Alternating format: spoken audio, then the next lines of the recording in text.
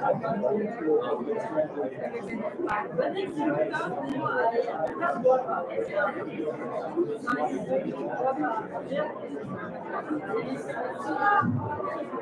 and gentlemen, gotta get your attention, please.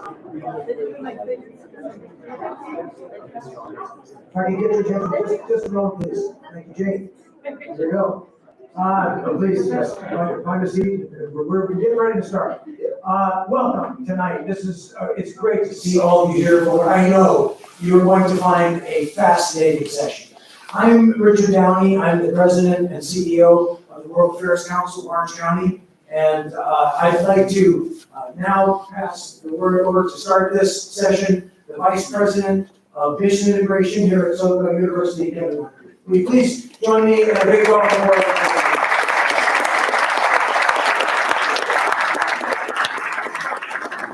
Before we get started, that's mission integration, not mission impossible.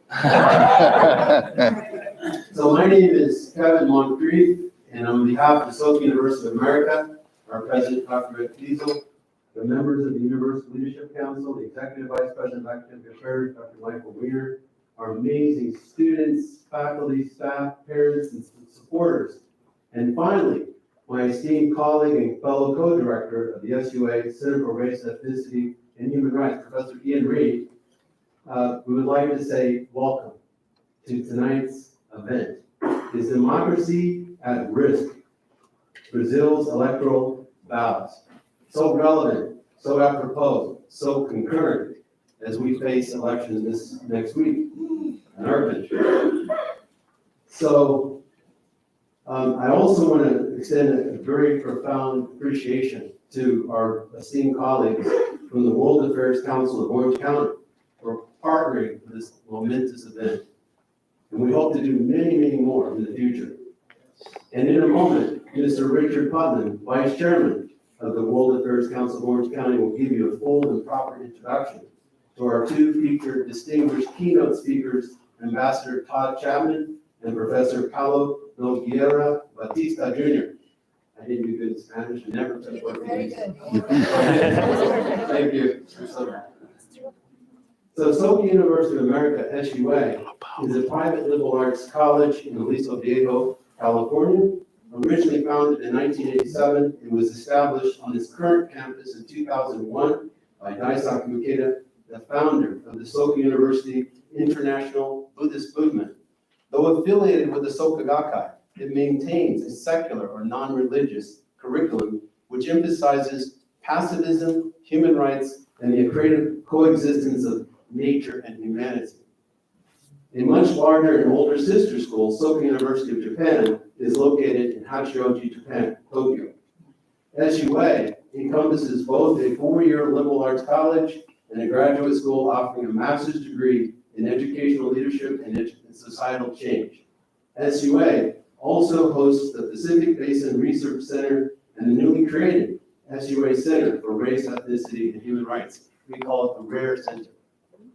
The mission of the Soka University of America is to foster a steady stream of global citizens committed to living a contributive life.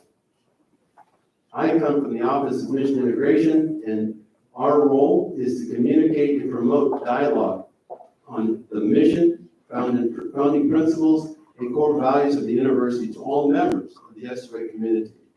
SUA's mission is to foster a steady stream of global citizens committed to living a contributive life as defined by the founder, Daisaku Ikeda. He outlined three attributes or elements of global citizenship as courage, compassion, and wisdom. Attributes that encourage an inner transformation of the individual to see oneself as part of a greater community, all serving each other, and to enhance individual and collective existence. Again, those three elements are the wisdom to perceive the interconnectedness of all life and living. Martin Luther King said, injustice anywhere is injustice everywhere. He was very aware of this. Second, the courage not to fear or deny difference, but to respect and strive to understand people of different cultures and to grow from encounters with them. The more we encounter other people that are different than us, the more human we become, the more we learn about ourselves. Thirdly, the compassion to maintain an imaginative empathy that reaches beyond one's immediate surroundings and extends to those suffering in distant places. As we see with Ukraine and COVID, what affects one part of the world affects us all. The foundation of SUA is based upon the values of peace, human rights, and the sanctity of life. The main function of the Office of Mission Integration is to facilitate a deeper community discussion and effort to realize these principles and spirit on campus and to help graduates to exemplify these values in their lives going forward. The mission of the Center for Race, Ethnicity, and Human Rights is to provide space and resources for students and faculty of SUA to engage in inquiry, research, and constructive dialogue related to those key topics of human experience: race, ethnicity, human rights, and their intersections. I believe based on their lifetime contribution to humankind and to civilization, both of our keynote speakers tonight, Ambassador Todd Chapman and Professor Paulo Nogueira Batista Jr., exemplify global citizenship. And like each of you, I'm here ready to absorb and to instantiate their lived experiences and to gain wisdom from both. Congratulations for attending tonight's event, and let's enjoy it together. Now, my esteemed colleague, the Vice Chairman of the WOAC, Mr. Richard Putnam, will now address. Thank you very much.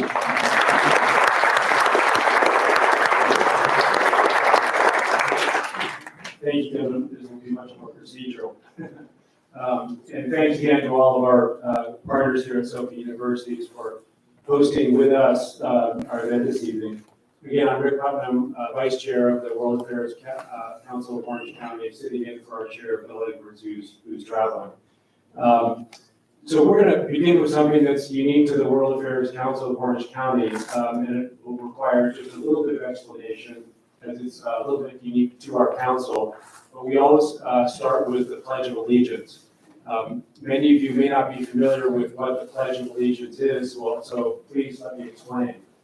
Many of us in the U.S. grew up with it as school children, and it started out as a 1980s military pledge of loyalty and respect to our country by addressing the flag.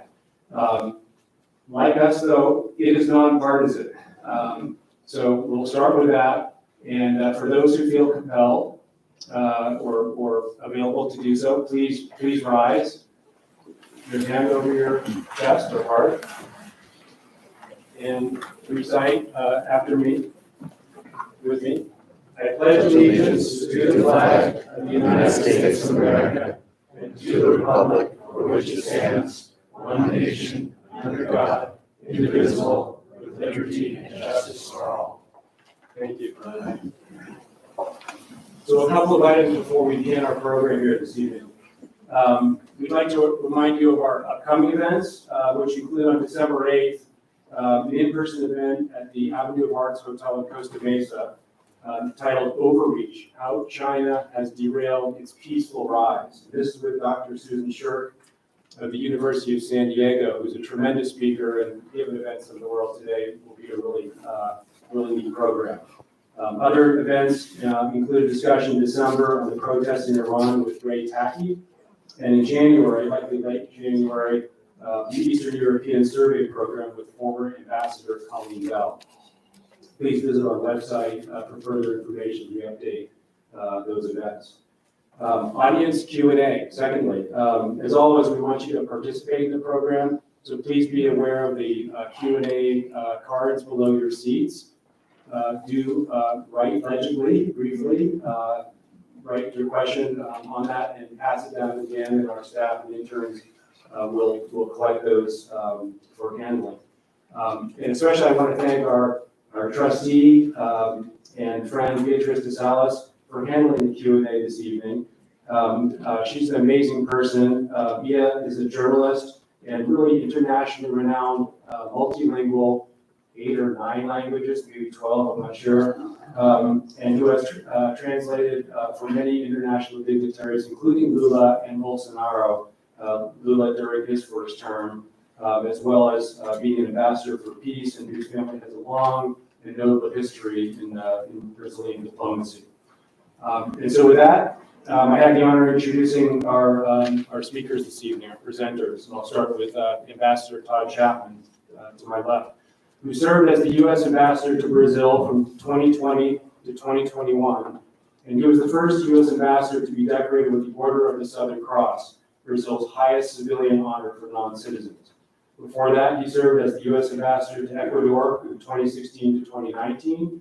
And his career in the Foreign Service and the private sector brought him to postings in Afghanistan, Bolivia, Costa Rica, Mozambique, Nigeria, Saudi Arabia, and Taiwan. Ambassador Chapman is one of only 2 U.S. ambassadors ever to receive the Mission Integration Award from the Office of the Director of National Intelligence. He was selected for the Presidential Distinguished Service Award in 2021 and was recently admitted to the American Academy of Diplomacy in Washington, D.C. I'm sure you'll find this evening by his personality and just articulation many reasons why he's received those awards. Ambassador Chapman recently retired after his 30-plus years of experience as a career diplomat and is now a senior advisor with the Americas program at the Center for Strategic and International Studies. He earned a bachelor's degree in history from Duke, MS in strategic intelligence from the National Intelligence University. He's fluent in Spanish and Portuguese and has a working knowledge of Chinese and Arabic. Welcome, Todd. Thank you very much. As well, and joining us virtually is Dr. Paulo Nogueira Batista Jr., and hopefully I got that close, who was born in Rio de Janeiro and was trained as an economist and became the executive director for Brazil and other countries at the IMF in Washington, D.C. Between 2007 and 2015, and was vice president of the New Development Bank established by the BRIC countries in Shanghai from 2015 to 2017. Previously, he was Special Secretary of Economic Affairs of the Ministry of Planning in 1985 to 1986, and from 1986 to 1987 was the advisor for Foreign Debt Affairs of the Ministry of Finance. He also headed the Center for Monetary Studies and International Economics of the Getúlio Vargas Foundation from 1986 to 1989, and has been a professor and researcher at the foundation since 1989, where he is currently licensed. I think you sense a theme of his expertise, which has been so important to the countries of the BRICS, including Brazil. He is author of many books covering developing countries' experience with international debt, financing mechanisms, histories, and restructurings. His most recent books include The BRICS and the Financing Mechanisms They Created, Progress and Shortcomings, published in 2022, and with a nod to Reagan, I believe, Brazil Does Not Fit Into Anyone's Backyard in 2019. Finally, our moderator and our council colleague, Dr. Ian Reed, is a professor of Latin American Studies at Soka University, and with Kevin, co-directs the Center for Race, Ethnicity, and Human Rights. Ian first visited Brazil in 2002, just months before the nation elected Lula for a first presidential term, and he has since lived and studied in Brazil over the last 20 years. His first book focused on the history of slavery in Sao Paulo, and subsequent writings discuss other aspects of Brazilian history and society. One of his proudest accomplishments is accompanying 5 groups of students to 5 separate Brazilian states, thus sharing Brazil's enchantment and unique resilience with a new generation. Ian has a BA in International Studies from DePaul, an MA in Social Science from the University of Chicago, and a PhD in Brazilian History from Stanford University. Ian, I hand our evening over to you.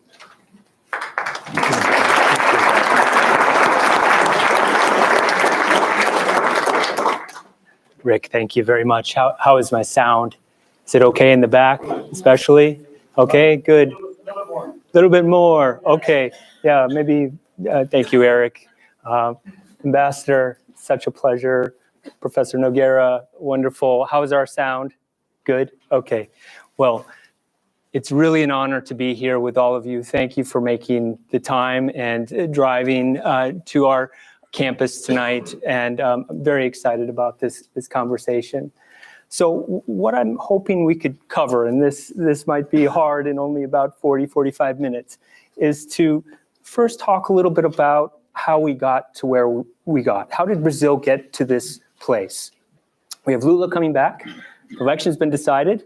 We don't know if democracy is at stake or not, right? Maybe I think that's a very important question for us to get to. So that's, how did we get here, right? Who are these folks that we're hearing so much about? Lula, Bolsonaro. Why was this such an important struggle? Why did it elicit so much emotion? And why was the eyes of the world on this election? Then maybe we could talk a little bit about some of the most recent events, right? What happened to the election, the campaign. It was a pretty hard fight, the election, the results, and some of the protests. And then finally, I think it's on many people's minds of what comes next, right? We've heard this Lula 2.0, right? We have a president coming back. So what does this mean, right? So let's see if we can get the sound.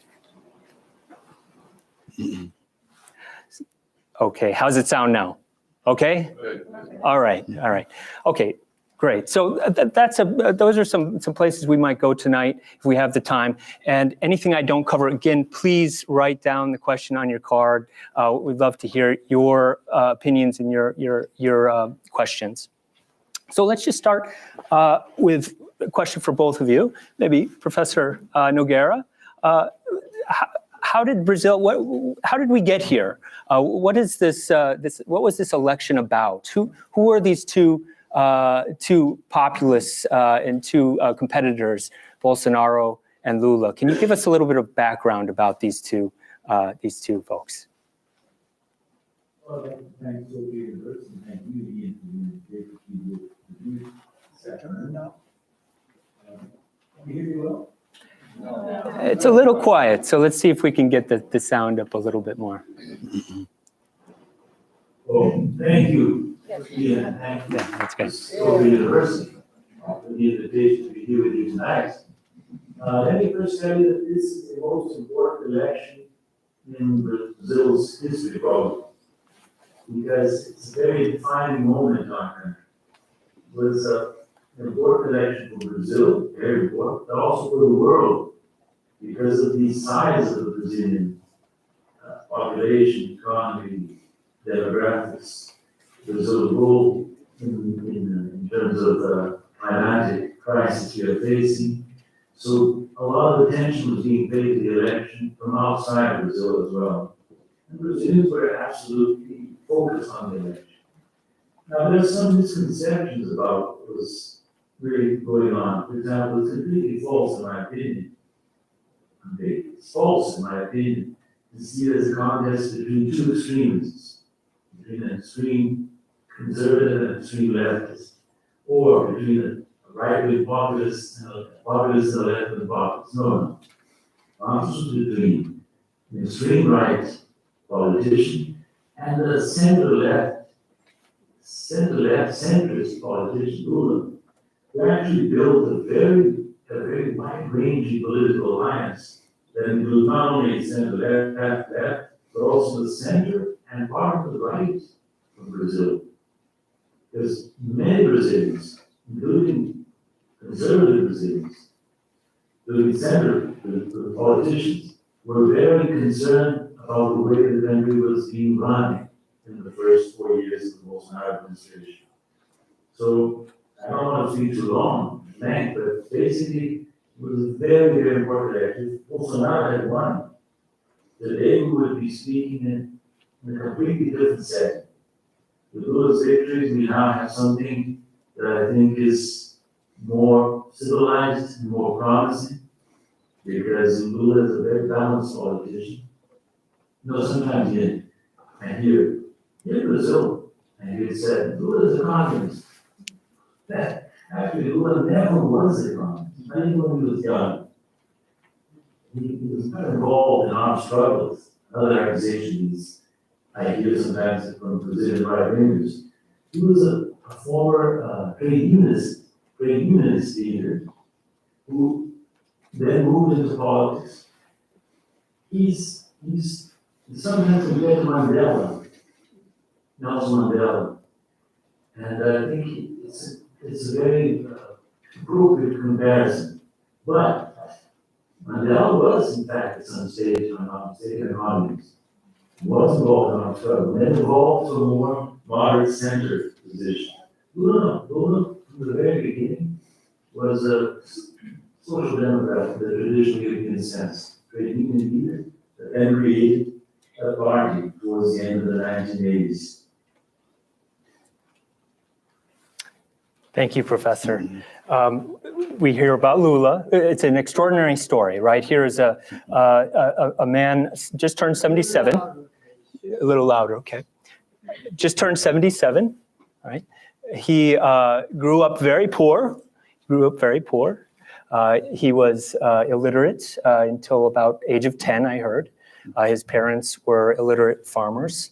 So he comes from this story, this narrative, right, which is inspiring for many people, right? I think it is an inspirational story. Ambassador, would you like to add more about Lula or talk about Bolsonaro? Who are these two who engaged in this campaign? Yeah. Well, thank you very much. It's really an honor and privilege to be here. Thank you, Dr. Moncrief and Soka University for hosting this. This is my first introduction. Is my mic working, or I think perhaps it's not? Okay, so I'll go here and see if this is better. That works better.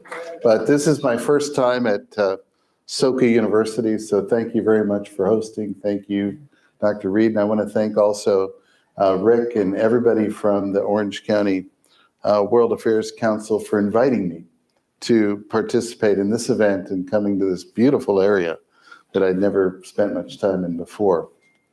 And a pleasure to be with you, Dr. Nogueira. Wonderful to see you. And I look forward to doing this event together, because there's nothing I enjoy more than talking about Brazil, a country that means so much to me. I grew up in Brazil, went there when I was age 11. Eu falo português, minhas amigas brasileiras aqui ao lado. And it's just a fascinating country. It's a great country. And you asked, why does this election matter? Mm-hmm. It's because Brazil matters. 8th largest economy, one of the largest countries in the world. And Brazil is the answer to many of the questions that we have now as a society, whether it's on food production, whether it's on critical minerals, whether it's on agriculture and feeding the world, whether it's on environment. Brazil is a critical player and partner that we must work with. It's not optional. I've told many people, for business, for politics, for all that we want to do in the world, Brazil is an important player. And so getting to spend 13 years in Brazil has been a privilege, and I've worked there many times over the years, most recently as ambassador. And so I was there from March 20 until July of last year. And it was a privilege to be ambassador. Greatly appreciated being nominated by President Trump. I stayed under President Biden and then surprised the White House and said I was going to retire and go back to Denver where my sons were. And now I have a grandchild, and you just can't tear me away from that place, right? All the grandparents know what I'm talking about. But I still remain very active in Brazil. I go every quarter. And did I just lose the mic? It sounded like I can talk real loud. And so I go back to Brazil every quarter, and I'm on several boards there, and my business activities are almost all with Brazil. I think Dr. Nogueira just lost me. So I don't know. Did I hit something? No, it's on. Test 1, 2. Test 1, 2. Okay, very good. And so I always like talking about Brazil. Now thinking about, what's that? You taking that? So thinking about what has happened is we just saw a very important event take place. Democracy, change of power, alternating power bases. But there was a huge run-up to this. And I've described democracy in Brazil as a bumpy road. All right? Democracy is developing, it's maturing, but it's not always in a straight line. And it can be rough and tumble. And it can be very combative. It can be very difficult. It can be very contentious. And What country does that remind you of? I think of some other countries. Oh, I might be living in one that has that same approach. And to me, that is a sign of a healthy democracy, not a weak one. Because democracy is much more than an election. It's about institutions. And will those institutions hold? So in the run-up to this election, I heard lots of claims that I found really interesting. Is democracy at risk? Is democracy at stake? Are we losing democracy in Brazil? And my response to that was always no, because the institutions are holding. Well, the Congress the President Bolsonaro is saying bad things about the Supreme Court, and then the Congress is saying bad things about, it's like, yes, and isn't that a sign of a democracy that's active, vibrant, interesting, and diverse? Again, hearkening back to the United States. I mean, people are surprised that's happening in Brazil, and they say, will democracy survive? Do we have an authoritarian government? But in the US, you see the same thing. But we trust in the institutions. So the institutionality of democracy is what's important. And having lived in many countries with very short democratic histories, whether it's Mozambique or other places, the democracy in Brazil is strong and solid. And we're seeing that. And the only thing that all these prognosticators had in common, that Brazil's democracy was going to crumble, is that they were wrong. Because I believe in the institutionality. I believe in the integrity of the armed forces, many of whom have studied in the United States, many with whom we have worked very closely. So to me, this is a celebration of democracy. We can talk about the results, we can talk about what it means, implications, and we'll get to that.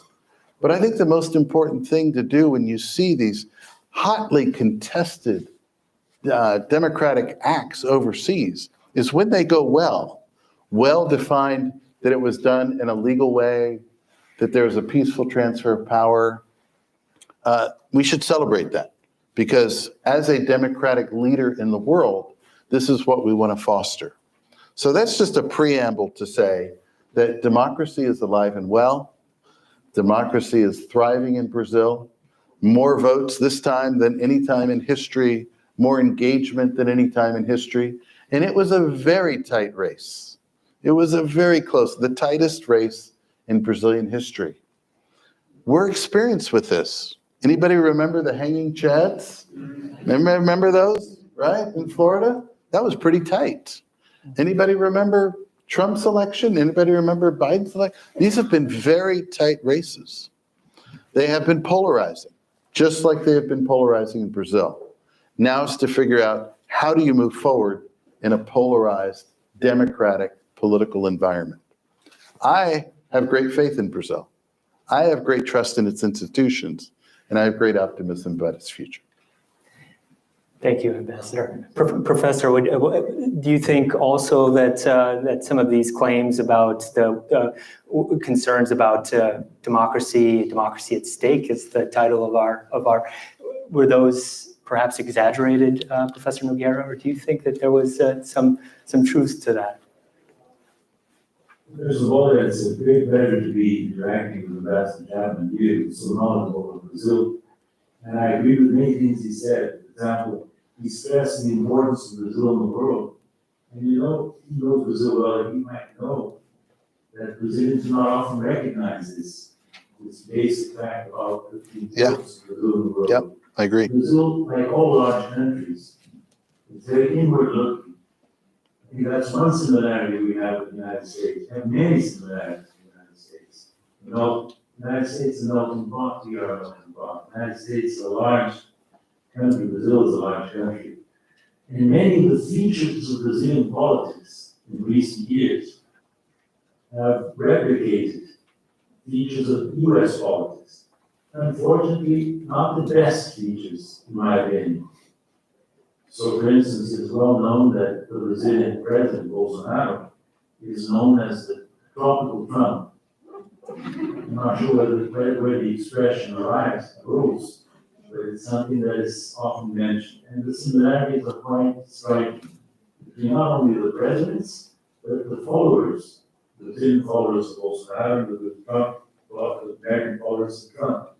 Now, maybe just before I go into the issue of democracy, let me say that one reason why Brazil is important in the world is absolute science. Although we are a developing country, and our income per capita is much smaller than this income per capita of the United States and other developed countries, Brazil in absolute terms is very large. As Ambassador Chapman said, we are the 8th largest economy in the world, measured in GDP terms, purchasing power parity terms, the 5th largest territory, and the 6th largest population. Brazil, United States, Russia, India, and China. Brazil, Russia, India, China, and the United States are the only 5 countries in the world that are part of the list of the 10 largest economies, 10 largest populations, and 10 largest territories. The US and the 4 original BRICS. So that's why I chose for my most recent book in Portuguese, the title, Brazil Doesn't Fit into Anyone's Backyard. I was intrigued to notice the comment made by Dr. Cookman when he presented that it was a nod to Reagan. I never realized that. So he didn't tell me later whether or not it's from because I didn't realize it at all. But anyway, coming to democracy, which is the title of our session. I'm not as optimistic as Ambassador Chapman about the vibrancy of Brazilian democracy. You see, one of the not so similar points between the United States and Brazil is the fact that you have a long democratic tradition. It goes back to the founding of the country. Whereas in Brazil, democracy is relatively recent, has a relatively short history. The first direct election for president, direct voting for president, was 1989. 3 ample elections, 1989. So our democratic tradition is more recent and more fragile than the United States.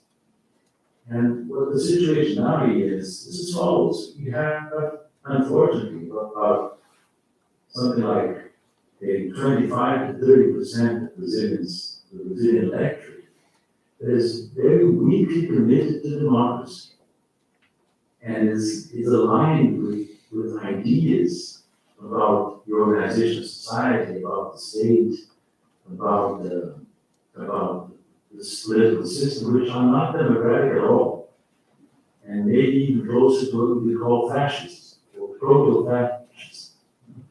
So it's very significant that this very close election, very, very close, Lula won by 1.8 percentage points the election.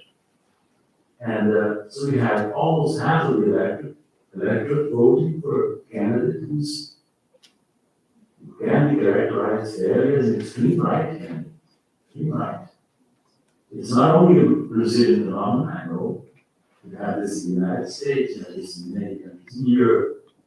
And I think one of the reasons why the Brazilian victory, Lula's victory, is so celebrated abroad in Europe, is a lot of political leaders, including center-right political leaders, are hoping that Brazil, with Lula as president, will help them in the international struggle against these extreme right tendencies that are so present in many countries of the world right now.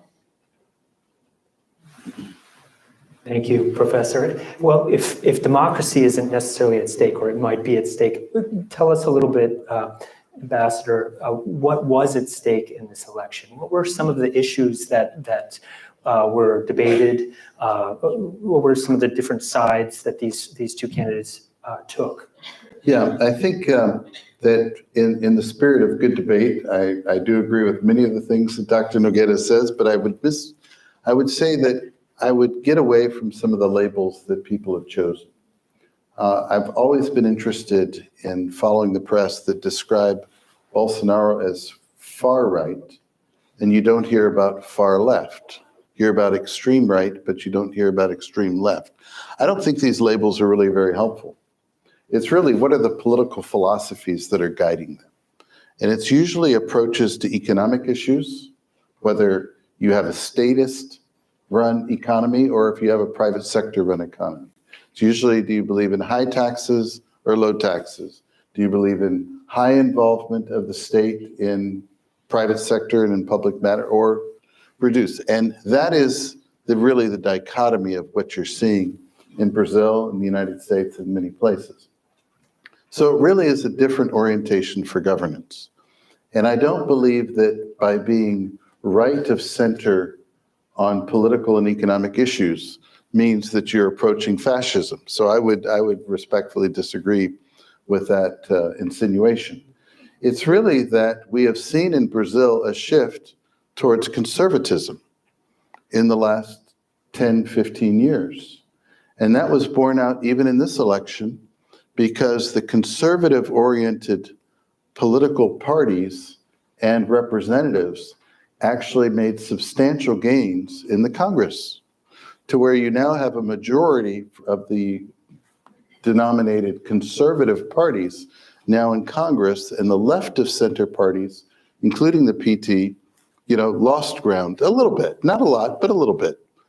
And so what that shows is that the broader population geographically moved to the right, which surprised many analysts in Brazil and globally, whereas on the presidential ticket, what you saw was this very tight race that in the first round went 48-43, Lula to Bolsonaro. But what was very interesting that it ended up 50.9, 49.1, which is of those who did not vote for either candidate, that 7 out of 10, 7 million votes went towards Bolsonaro and only 3 million went to Lula. And many commentators are noting that, wow, even, that's quite a decisive, more than 2/3 of those who didn't vote for either of them elected to vote for Bolsonaro. So I think this demonstrates how evenly split they are on the presidency itself, because much like in our country, many people voted not for a candidate, but against the opponent.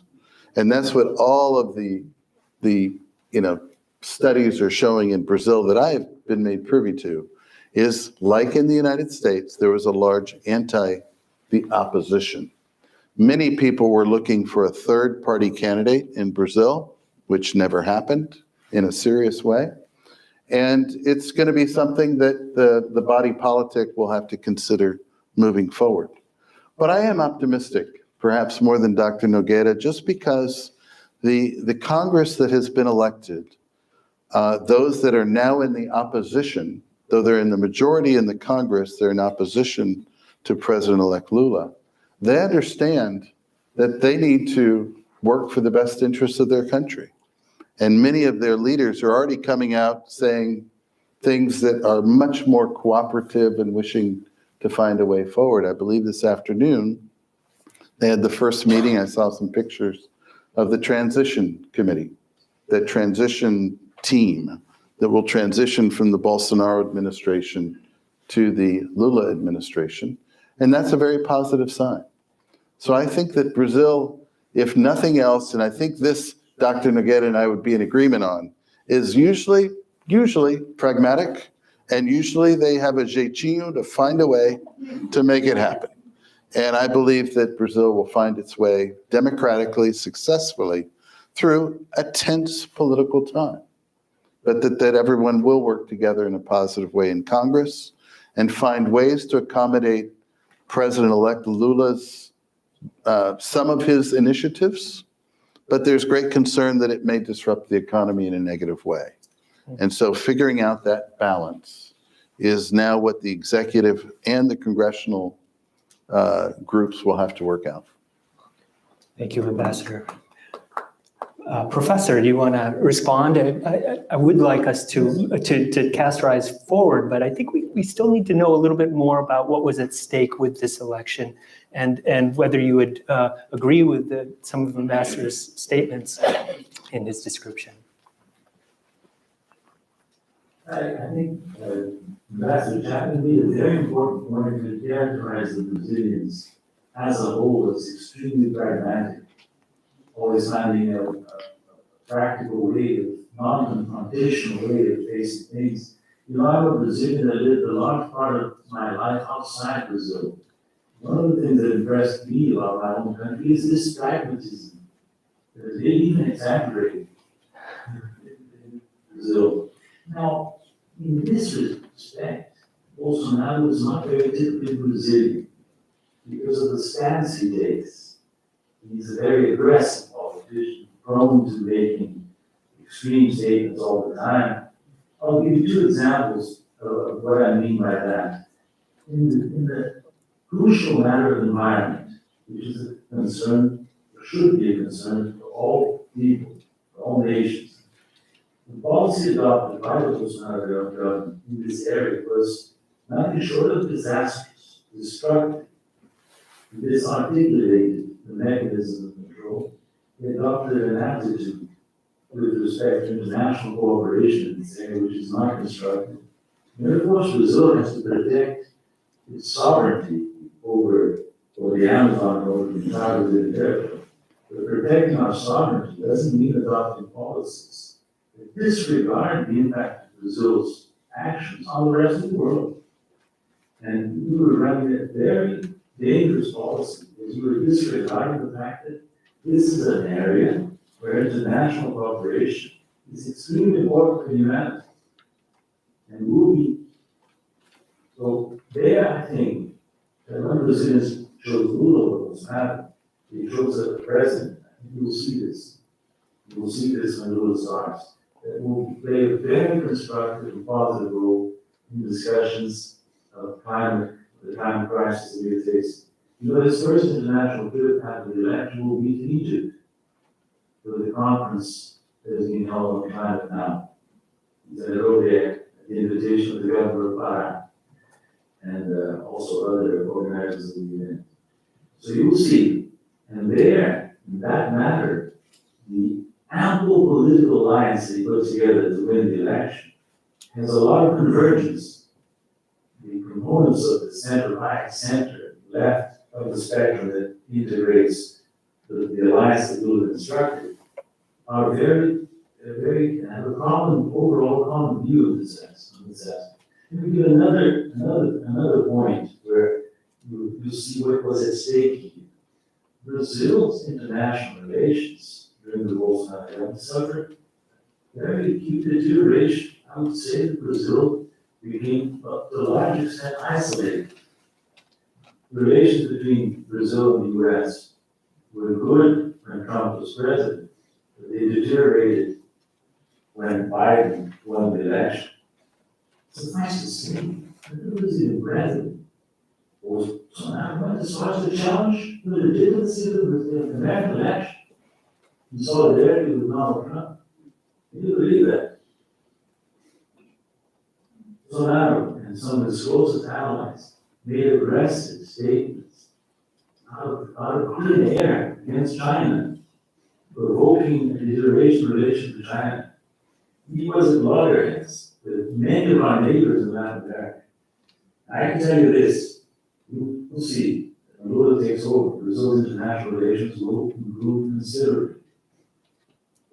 Brazil and Lula will have a role, other countries wish so, in promoting peace and development. I think Brazil will recover a role in constructing peace in the world, which is something very urgent.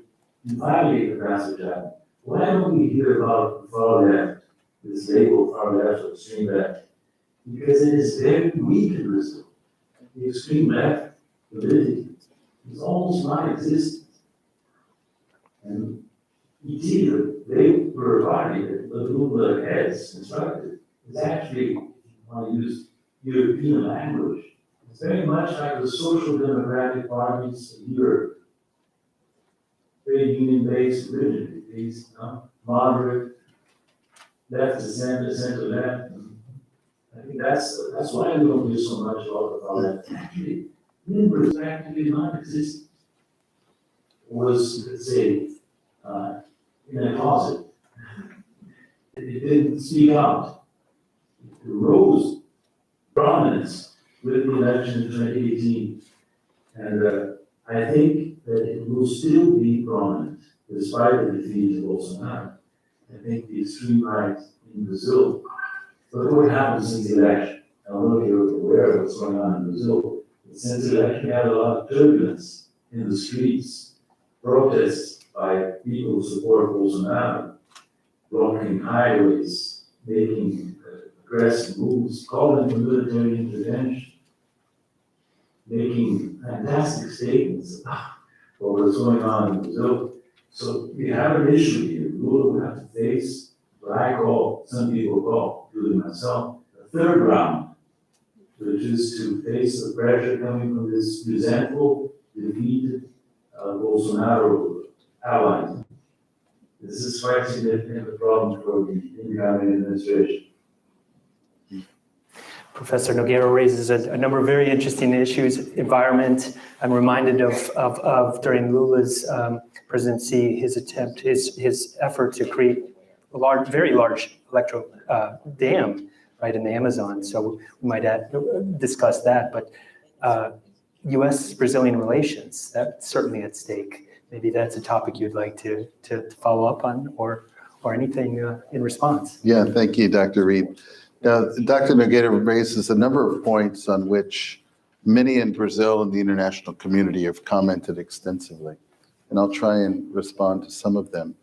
First, on the environment, I was in Brazil during a time when certainly there was increased deforestation going on for a number of reasons.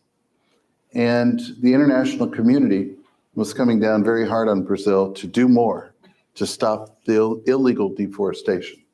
To remind you that deforestation in the Amazon is permitted under Brazilian law, in that private landowners are permitted legally to deforest up to 30% of the land which they own. So it's always important to delineate between legal and illegal deforestation. Secondly, though, that this was taking place during a global pandemic that was brought onto us, unfortunately, from the PRC. And at that time, countries around the world were struggling to figure out what to do. And economic hardships were everywhere. And one of the things that really, I consider myself a conservative environmentalist, a pragmatic environmentalist, is that the world was asking Brazil to spend more money to save the trees than to save the people. And to me, that made no sense, because in a limited amount of budget, you can only do so much.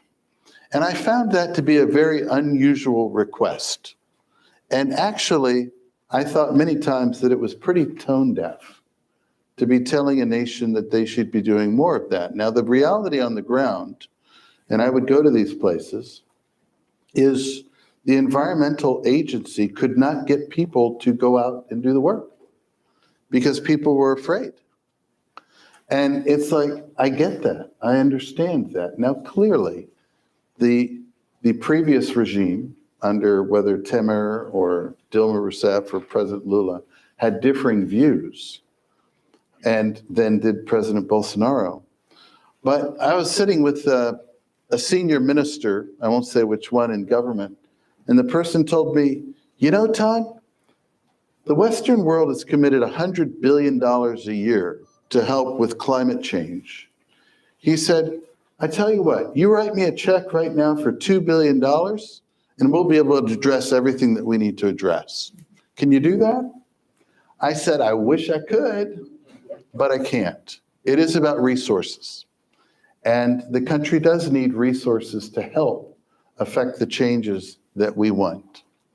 Now, just to present the facts, there was a lot more deforestation during the Lula administrations than there was during the Bolsonaro administration. Now, let's just get the right facts out there. Now, it was declining, but there was more deforestation, and that's a fact. But I know that the international community is very concerned, And I'm sure that people will be working to help the new Lula administration to do the things that are needed. But the Amazon is a very sensitive issue within Brazil. There's great sensitivity on sovereignty. And I know Dr. Nogueira knows that very well. They don't want foreigners coming in and telling them what to do about our Amazon. Brazilians react very negatively when you say, well, Amazon belongs to the world. And I know it doesn't. It belongs to Brazilians. And don't tell us what to do. There are over 50 NGOs based in Manaus, Amazon, all dedicated to, environmental causes. Like, okay. So it's actually a bit more complex, and corruption is at the root of all this. Corruption is at the root. And so 50% of the deforestation is being conducted in the state of the governor himself in Pará, who is inviting President-elect Lula to go to the environmental conference. And it's widely known. So I think it's a bit more complex, and it's something the international community can help with. And I'm very hopeful that the new Lula administration will do much to address the environmental issue. But there are 25 million people who live in the Brazilian Amazon. And we have to make sure that we take care of the people before we take care of the trees. And that just makes sense. So I think the other thing that I would point out is I don't think I exactly agree with the characterizations of far right and far. These labels aren't exactly very helpful. I usually find the labels people choose reveals on which side they are. Oh, yeah. And so if we had a right of center Brazilian politician, they'd be calling Lula far left and be calling Bolsonaro, center right. So I think, where you sit, determines where you stand. But I think it's a sign of what's happening in Brazil, that there has been a decided conservative shift for a number of reasons, having to do with the makeup of the country, the growing influence of the religious evangelicals and conservative Catholics. And I think we see that in the Congress. And that is why you see a more conservative country today than you did 10 years ago. This is going to present some governance challenges for President-elect Lula. But as I've said in other fora, President Lula, I think, is one of the most effective communicators, politicians, and negotiators that Brazil has ever produced. And nobody, I think, will object to that comment. And if anybody can navigate his way through the complex realities of today in Brazil, I think President-elect Lula will have that opportunity to do so. But at the same time, it presents many challenges because the world today is different than it was 20 years ago when he first came into office. And he brings baggage with him that he didn't have 20 years ago. And you can't deny that his experience and the experience of corruption during his administration, and for which he spent 580 days in jail, is something that reputationally is very difficult to digest. And what that means for Latin America, that a former president can be convicted of corruption and money laundering, go to jail, then for that to be overturned on a technicality, but with all the evidence there already presented, is difficult. It's difficult. And it's going to prove difficult for the US administration. It's going to prove difficult for the example that sets for Latin America. And I'm very hopeful that he's going to be addressing these issues in a different way this time than he addressed last time, when unfortunately state-owned companies spent billions of dollars in corruption and bribes. And so this is one of the concerns moving forward. People will debate, and he denies it and all that, that's fine. But the justice system did convict him twice. And it's something that I think is one of the challenges that President-elect Lula will have moving forward. He's very eloquent, and I'm sure he'll figure out ways to address it. But it is one of the reservations that I have thinking about this moving forward, is how is he going to address some of these issues? President Joe Biden was quick to call and congratulate Lula. Can we talk? I know we don't have too much more time for the conversation. I see questions are going around, which is wonderful. Please do write those down. But you two are both experts on foreign policy, U.S. foreign policy, Brazilian foreign policy. What does this mean for the Brazil-U.S. relationship? What does it mean for Brazilian foreign relations? Professor, I know you have great experience in working with the BRICS, for example. What do you see happening with Brazil and its foreign relations? The whole U.S.-Brazilian relations are crucial. So, on the whole, the history of U.S.-Brazil relations is very, very positive. And I think that in the future, with the new government in Brazil, the tendency will be to improve even more relations between Brazil and the United States. I think I work a lot on the BRICS, as you mentioned. And the one thing that needs to be clarified is that Brazil, Russia, India, China, and later South Africa came together. And I can testify to that because I was involved in the very beginning of the process, the Brazilian delegate in 2008 onwards, and started working together. This grouping was never intended to be anti-US or anti-Europe or anti-anyone. It's a pro-BRICS and possible pro-developing countries group. It's not to be seen as antagonist to the West or anything like that. It's very important to understand this because, as you know, as everyone knows, 2 of the 5 BRICS members are in sharp conflict with the West, the United States, Russia, and China. But this doesn't mean that the BRICS grouping as a whole will be like that.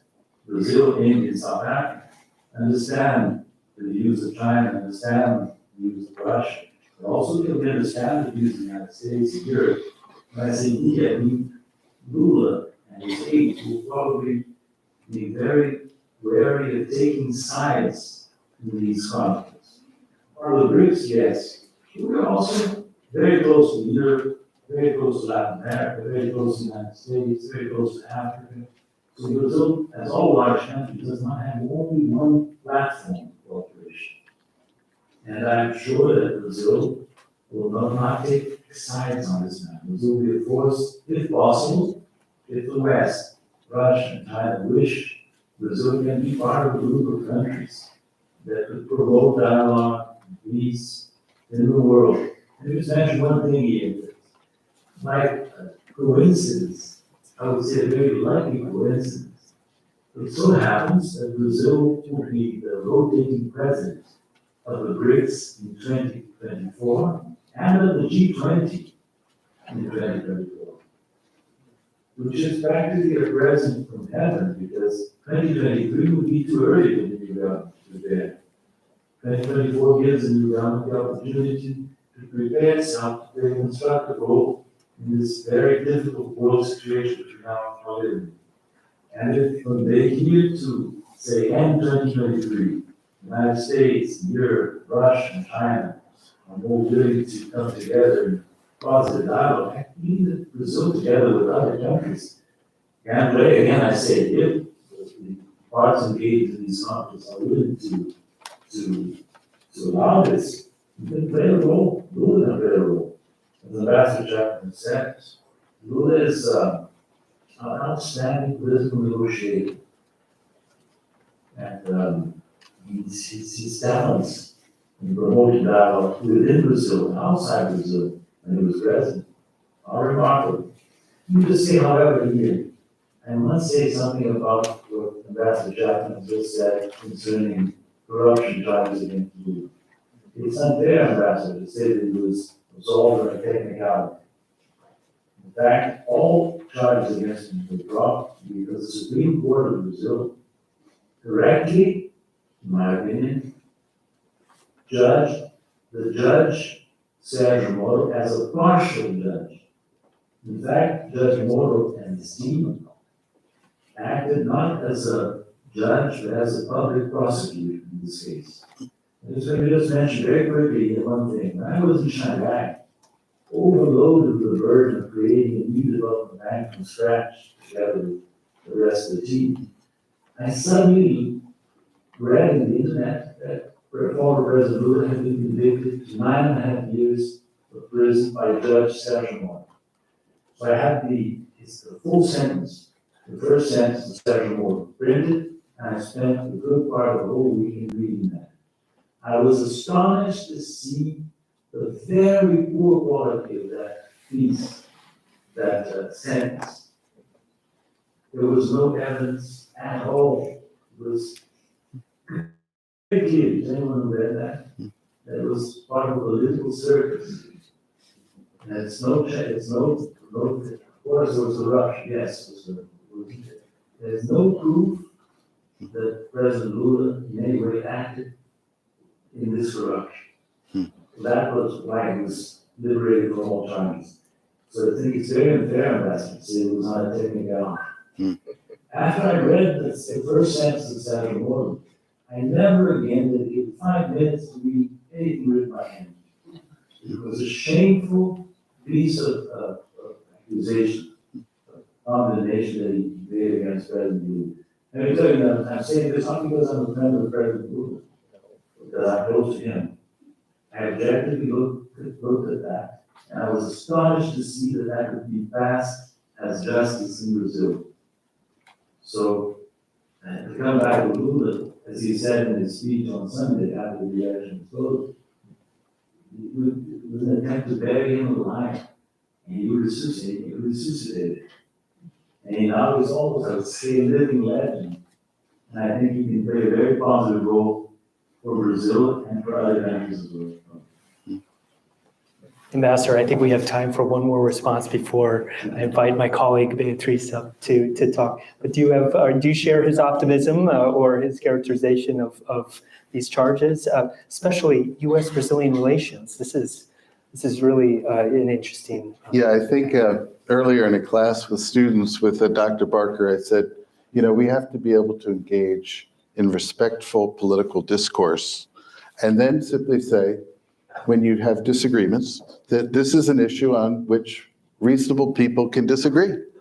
And, because on the conviction of President Lula, it wasn't just the first instance, but the appeals court also confirmed the conviction.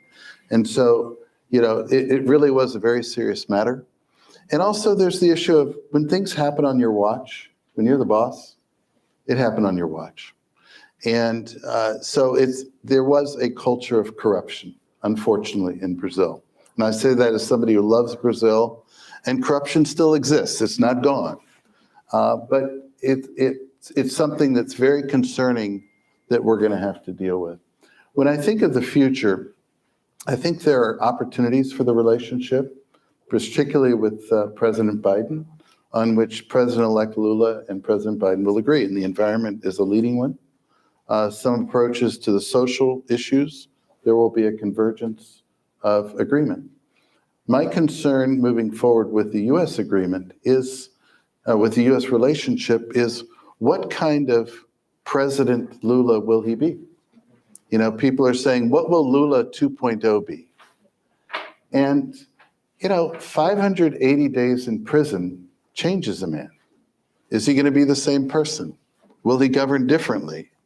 Will he continue, as he did a year and 2 years ago, blame the United States, the FBI, and the Department of Justice for cooperating with Brazil and providing the evidence and support in demonstrating these corrupt activities? I've seen him give interviews where he's very angry with the United States government. Will that same sense of ire continue? Will he continue to say that we shouldn't be treated like the backyard? And I think it was President Lula who actually said that. So his view towards the United States, it'll be very interesting to see what that will be. But I'm very hopeful that, as Professor Nogueira mentioned Nelson Mandela, I thought of him too. Here's another man who came out of prison and then led a nation. And Nelson Mandela was a saint, and was a call for reconciliation, a call for a new start. And I happened to get a chance to see him in 1994 when I was working in Mozambique. My hope is that President Lula 2.0 will be that kind of leader. My concern is that in some of his recent statements, they have, let's just say, let me be diplomatic, have been less than generous towards the US government. And so let's see what happens. But let's start with optimism and work backwards if we need to. But my hope is that we will continue to move forward. And again, as I've said earlier today, the bulk of our relationship with Brazil does not pass through our presidents. It passes through the people, through our educational, our government, our religious institutions, in which we have a very strong and tight relationship. That, I'm sure, will continue. Wonderful, yeah. And I know on our small campus with fewer than 500 students, we have a group of what, how many, 17 Brazilians? Very proud of, and part of that relationship building, wonderful group. I don't want to take any more time away from the questions that you all have. So I'd like to invite Beatriz de Sales up, my wonderful colleague, and she'll take the Q&A over. Thank you, Bea. Here. There you go. Do you want to put it up? Thank you.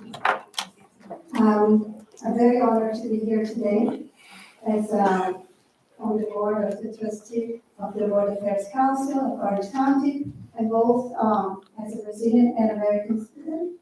My flag's here. Obrigado a todos os brasileiros estudantes que estão aqui hoje. Thank you to all the students of Soka and the faculty members, also for all the guests for the World Affairs Council. I have a question for both of you this time. Can you describe three major differences between the two candidates? This is a question for both speakers. So three major differences between the two candidates.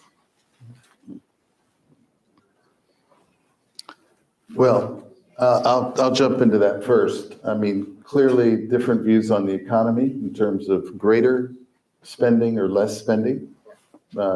President-elect Lula likes more social spending. Current President Bolsonaro less. I think that certainly President Bolsonaro had a more pro-US orientation in his foreign policy and a greater concern about autocratic leaders like Venezuela, Cuba, and Nicaragua, and concerned about authoritarianism in those three countries. President-elect Lula embraces those three countries and welcomes the warm relationship with those three countries. I think that's the difference. And I think that President-elect Lula certainly has a greater focus on social issues, which is admirable, and his very helpful work in bringing Northeast people in poverty. That was a distinct focus. I think President Bolsonaro has a more, let the private sector do its work, though he also increased social spending in the last year or two of his administration. But I think those are three differences that stand out to me. Professor As you may have sensed, I have a very negative view of President Bolsonaro and a rather positive view of Lula. And before I give you three major differences, let me tell you that in my view, and I'm already 67 years old, this Bolsonaro is the worst president we've ever had. And the competition stuff. That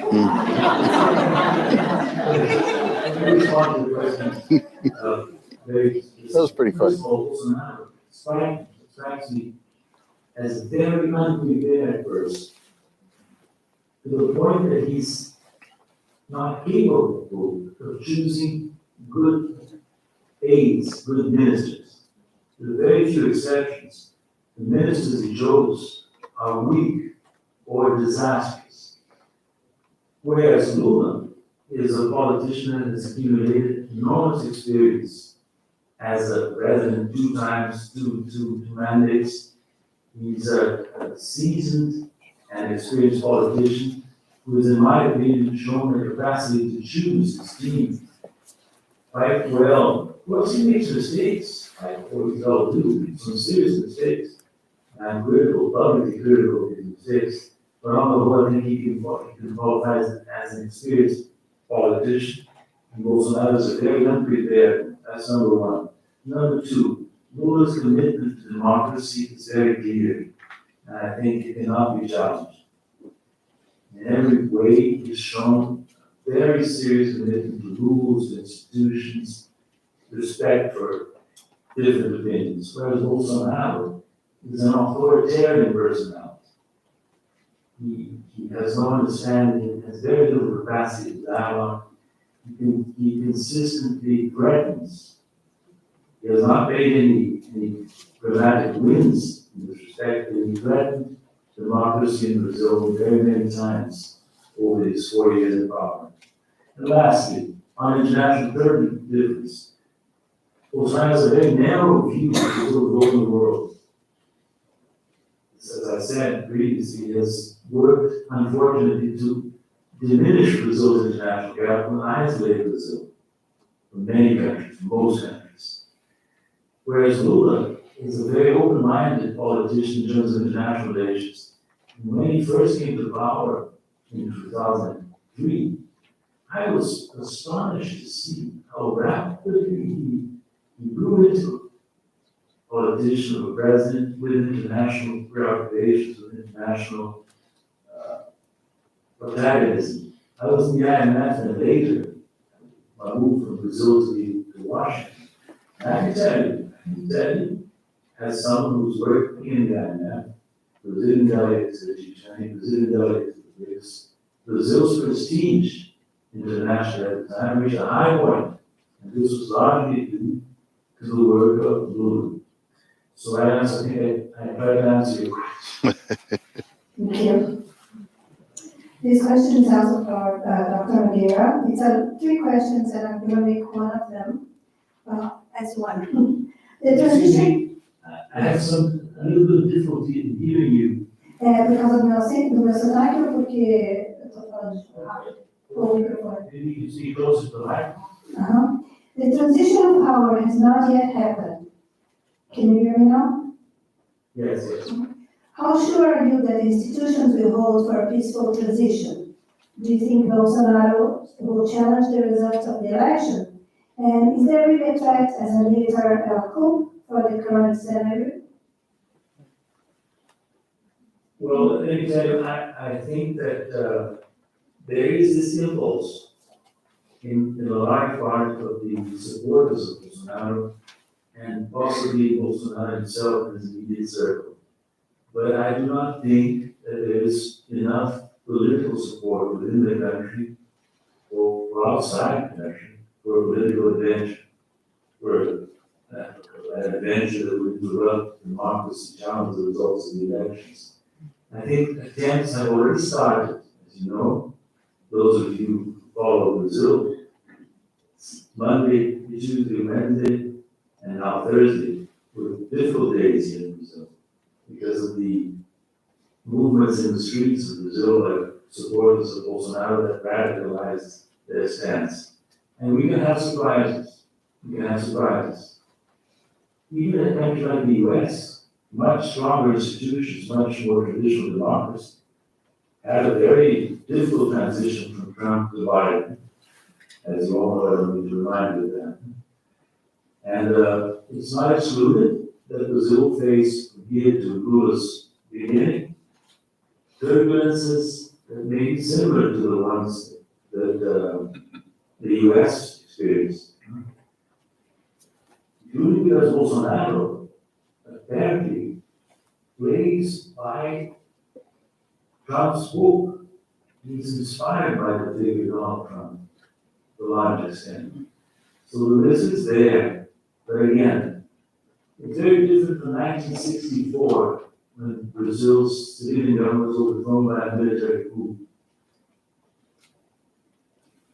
Thank you very much. 1964.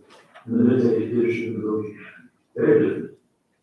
At that time, there was national support for the military coup. So it was large-scale domestic support. That's a very major factor. I don't see that in Brazil right now. Thank you, I appreciate your answer. And I would like to ask at the same time, Ambassador Chapman, with the ongoing tensions within the PRC, do you think Brazil can be a bridge between China and the US as a channel for diplomatic talks? No.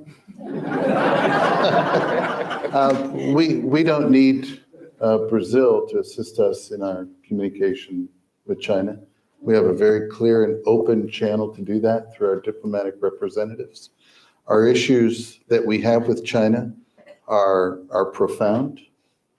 They're profound concern because of authoritarianism, because of the inhumane treatment of the Uyghurs, which has been denominated as genocide.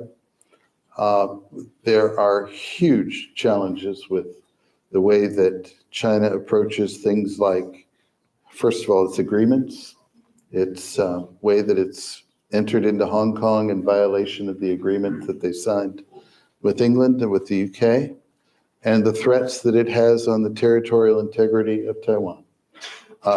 So all these issues are gravely important. I told others that I think that we have to increase our concern about what China may do. So I don't, with all due respect to wonderful colleagues at Itamaraty in Brazil, I don't think that Brazil is going to be the bridge. What I do hope is that Brazil will be a voice, that Brazil will take a stand for human rights and not autocracy, that Brazil will take a stand in ensuring the integrity of Taiwan and not encouraging or being seen as permissive and allowing China to threaten Taiwan. And I'm very hopeful that Brazil can be a voice for seeing that China lives up by the international rules and standards related to everything from intellectual property rights to international labor standards and to respecting the international agreements to which they are a part. That was not the most indirect answer to your question, but it is a way of expressing my grave concern about the role that China is having in international affairs. All we have to do is to look to some of the recent events and to note the cause for concern. And I hope Brazil will speak up on these issues. Thank you, Mr. Chapman, very good. I agree with you in many of the things you say, and I agree with both of you. And this time I have a question for Professor Nogueira. What are some of the geopolitical challenges that Lula will face after Bolsonaro's term? And how will Lula enter to power will affect South America in general? I think Lula's geopolitical challenges will be the ones that we all know about. Brazil, as I said in the title of my book, doesn't fit into anyone's backyard. This means that Brazil is large enough not to align itself automatically with anybody. So we will not see Lula, I believe, aligning itself to China, aligning itself to the United States. Brazil will take an independent stance. We will try to work with both countries, Russia, Europe, China, the United States, and especially with South America and Latin America overall. Because this is the region where we live, and we have a great interest in having a good cooperation, good coexistence with our neighbors. We should not forget that Brazil is not the only country that owns the Amazon. In fact, there are 8 or 9 countries that share the Amazon basin. And Brazil will certainly be very interested in cooperating with these neighboring countries of the Amazon in reaching common solutions to these issues. So I think Brazil will work in several platforms at the same time. We have the BRICS, we have a very close historical relation with Europe, we have a very close historical relation with Africa, with our neighbors, with the United States, with the BRICS. You will see Brazil working simultaneously in various areas of the region. And I hope, I think I'm not more than hope, I can even predict that Brazil will do so in a very cooperative manner. In fact, just to finalize this answer to you, I don't want to speak his name, Brazil has a very interesting characteristic. It's by construction, by its history, it's a global country from the very beginning. We have the original peoples, the Amerindians, the Portuguese came, and then the Africans were brought in, and then we have waves of immigration from Europe, different countries in Europe, almost all countries in Europe, Japan, Japanese. You know that Brazil has the largest Japanese population outside Japan. Population definitely growing. The population of Lebanese origin in Brazil is larger than the total population of Lebanon. So I'm saying all this because Brazil is a country that is global in its own formation. And I believe that this gives us Brazilians the capacity to perceive other countries very easily and to interact with other countries very easily, all over the world. So I don't want to be pretentious and say too much, but I think Brazil can play a global role, a positive global role. Of course, we do not pretend to be leaders of anyone. It's very important. We do not aspire to leadership. Not at all. But we want to cooperate. I'm sure that we will cooperate with all countries in the world that are willing to cooperate with us. Great point, thank you so much. This question is for Professor Chapman. Is a new pink tide forming in Latin America? What does this imply for the United States? Yes, people keep using this pink tide. I don't know if that's a great compliment to pink as a color. I just have my brand new granddaughter, so I'm really into pink right now, and I see that as a positive thing. Clearly we've seen in Latin America, and in my time with Latin America, we see these swings. 5 years ago, we were talking about the swing to the right in many countries in Latin America. Now we see them swinging to the left. You saw it in Argentina. You saw it in Chile. You saw it certainly now in Ecuador. So these are swings that happen when a certain approach is not producing results fast enough. The electorate changes its mind. And when elections are decided by the middle 10% of a population, or in the case of Brazil in this presidential election, the minimum, 1.8%, that's a very narrow band that has to move from one side to the other in order to see these kinds of changes.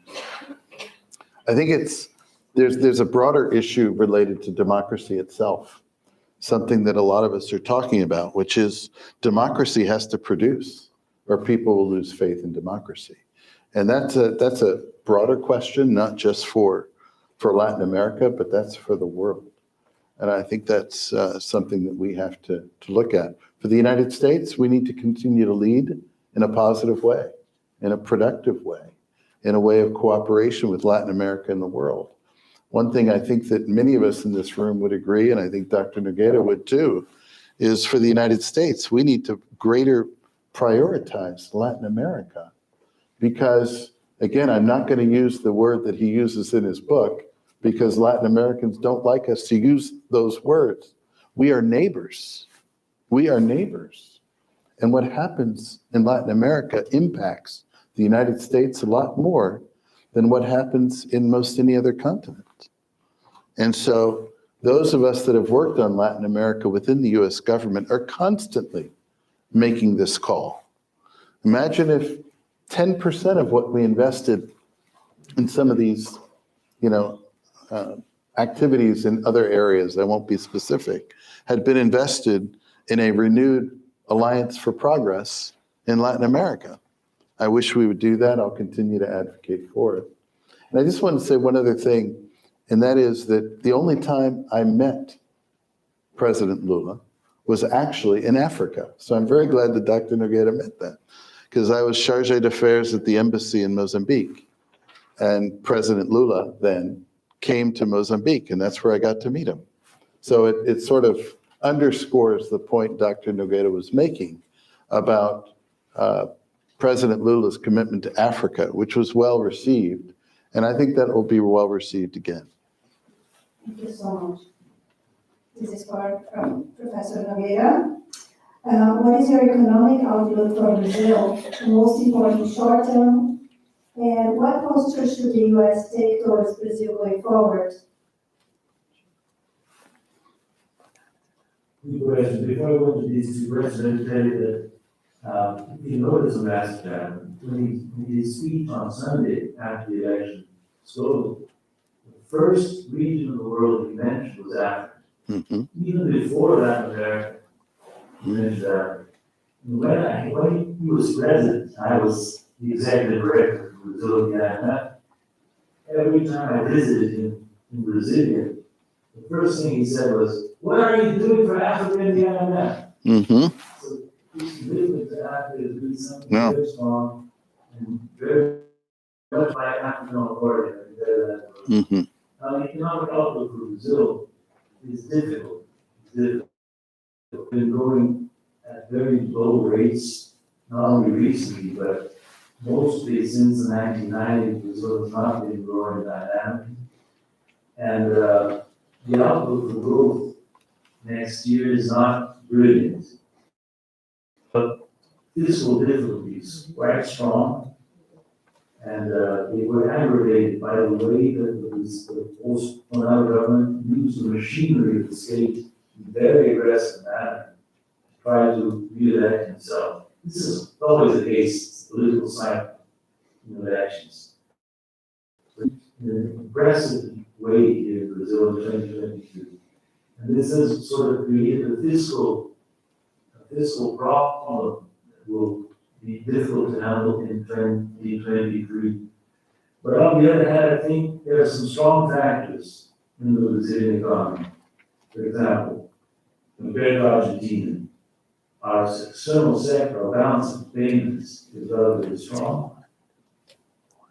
Direct investment has been high, much higher than the deficit on current account. International reserves of Brazil have fallen somewhat this year, but are still high, which gives a comfortable position.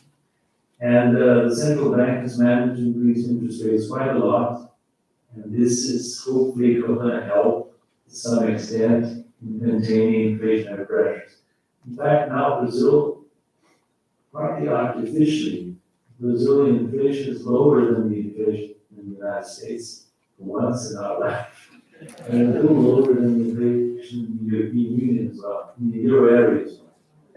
But this is partly due to artificial factors, which will not be remaining as the election passes.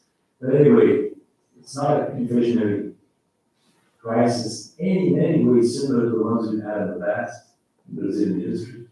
So I look forward to a recovery as soon as the government tries to put the house in order.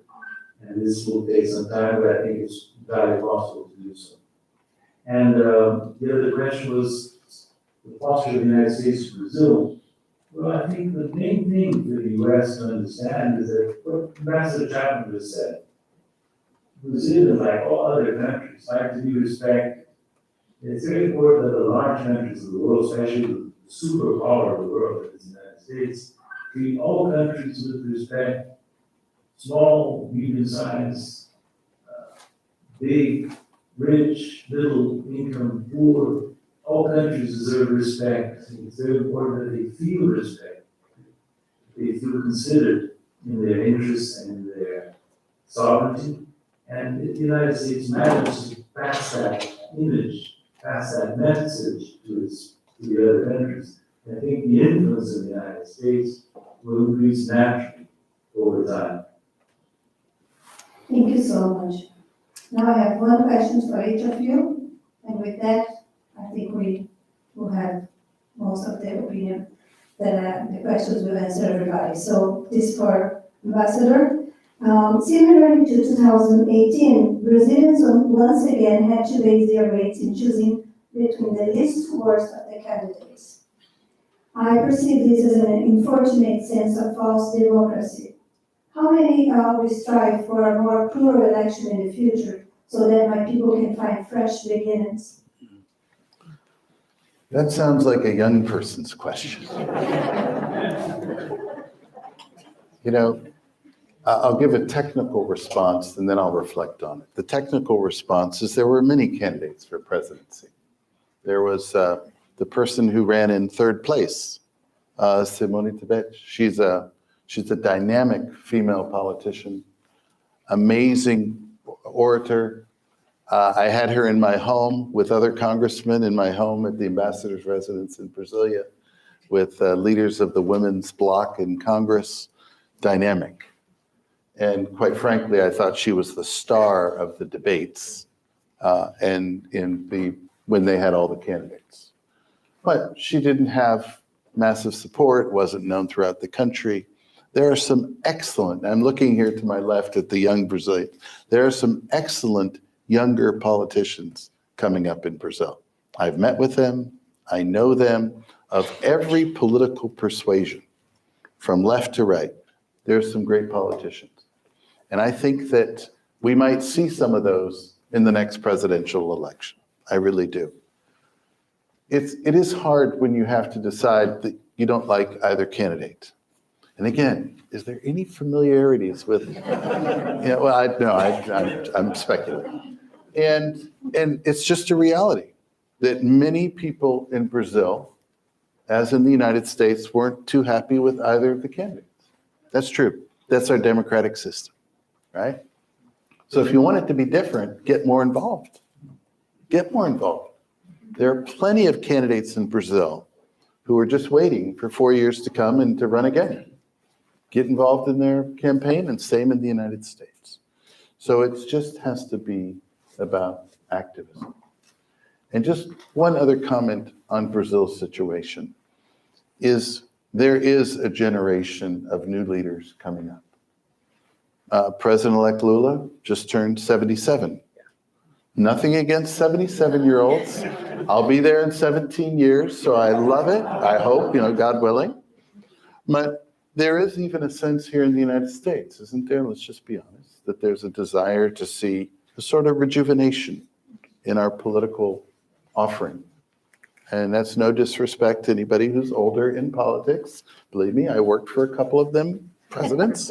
But it is a reality. So I understand the question. But I do believe that Brazil is a maturing democracy. I might be a little more optimistic on that. And I think that we are going to see a growing number of Brazilians that you'll be able to get behind and support.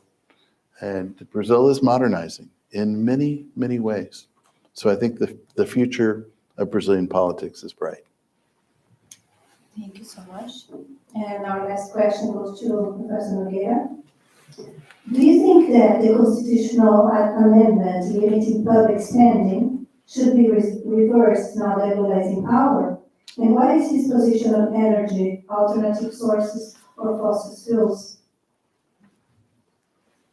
In fact, two questions. One on fiscal policy and the other one on energy and new energy sources. On new energy sources first, Brazil has a relatively clean energy structure. It depends very much on hydroelectric power. It has increasing role for wind and solar energy, renewable sources.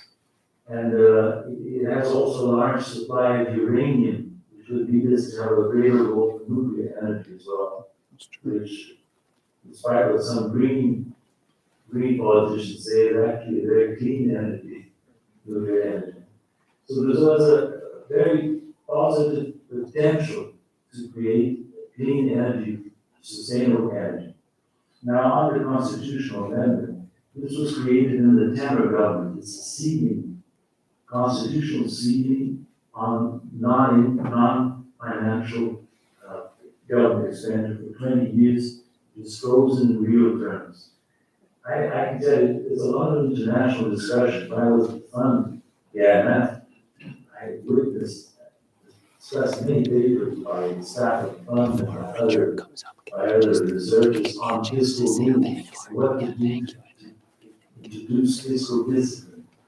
I will tell you, I never saw anything like what Brazil applied in 2016. A constitutional rule for 20 years, freezing public spending in real terms, non-financial public spending in real terms.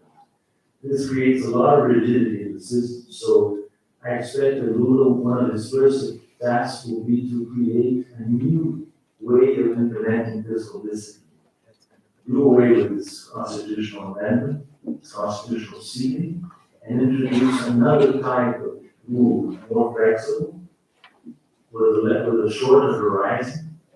And I think there are many ideas that can be taken from international experience that are being discussed in Brazil that can make progress towards making. You see, when you have a constitutional amendment, a constitutional rule for fiscal policy, know what happens. Fiscal policy is being run in recent years. It's not a fault of Bolsonaro. It's an inheritance we had from the Temer government. Fiscal policy in Brazil is being run by constitutional amendments, which is completely. That's true. Yeah, nuts. Fiscal policy by constitutional amendments. So I fully expect that this rule will be reversed and that we will have more rational, more flexible fiscal discipline rules in Brazil. I want to thank both of you for being here tonight. I know in Brazil it's past midnight. Thank you so much. And with this, I will pass the word on to Ken. Yeah, I know Richard is going to give our final presentation. I don't think my mic is working, so I'll talk loud. Okay, thank you. I just wanted to very quickly give my deep appreciation and express my honor for being able to moderate and converse with both of you. It was very stimulating. I wish we had more time. Richard is going to have a wonderful giving of the gift. If I could just quickly give you a small symbol of the university's appreciation as well. If you look at our symbol, the Soka University symbol, you'll see a pen. And I think that symbolizes that war might be started by swords, but peace by pens. And so please take this humble gift from us. Thank you very much. Thank you. You're welcome. And Professor Nogueira, please expect one coming by airmail to you to Brazil. But It's very pretty. You You want to see it? There for you joining go. us. And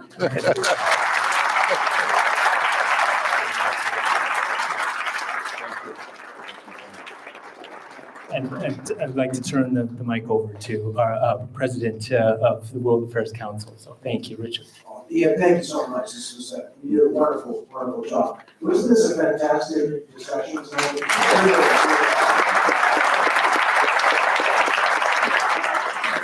You know, with Professor Chapman, Professor Nogueira, I honestly, it was a marvelous discussion. I have to admit that I don't know if I'm left with more questions than answers, but I have to say, your phrase, let's start with optimism and work backwards. I'm very optimistic about the way forward, and we'll see how it goes. But thank you both for an absolutely wonderful, just marvelous discussion. And by ways of gift, I feel also bad, Professor Nogueira, that I'm giving this to Ambassador Chapman in person, but what I'd like to do is have you come here so we can give you one in person too, rather than mail this to you. So we'll try and get you here. But with that, so let's in a hold for a moment. But while you are here, Ambassador Chapman, thank you very much for just a terrific discussion. A small token of our appreciation.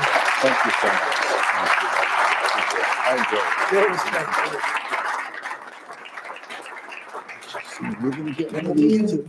Just a terrific job. Thank you, Richard. Yeah, this was Beatrice's first time doing that. She's obviously done many kinds of things in public, but this was our first time doing the question and answer. So thank you very much for a wonderful job.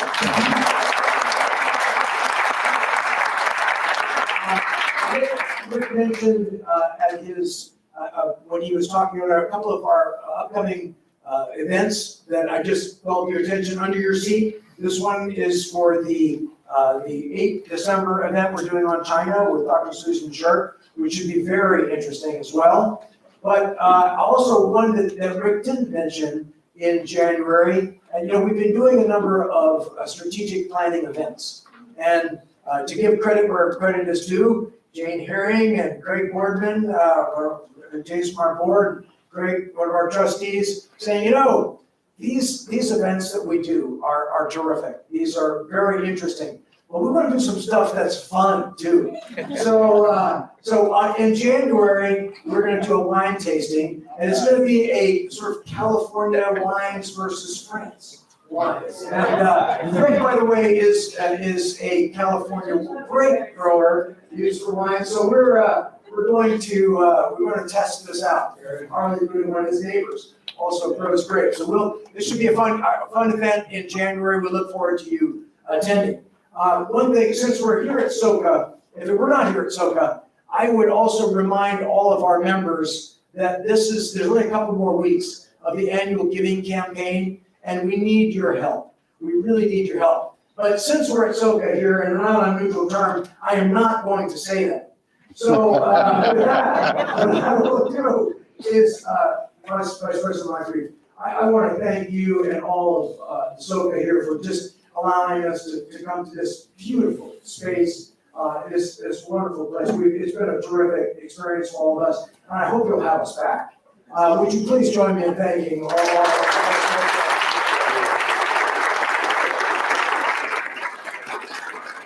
And honestly, I just want to thank all of you for coming to this very interesting event. I hope you'll join us again as we move forward. We've had some very special guests in here tonight, and I hope you'll all join us for more. But again, have a safe trip home, and thank you very much. Good night.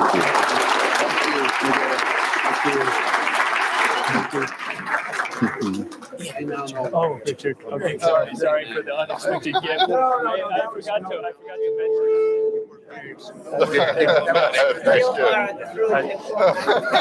mention. We were sitting just looking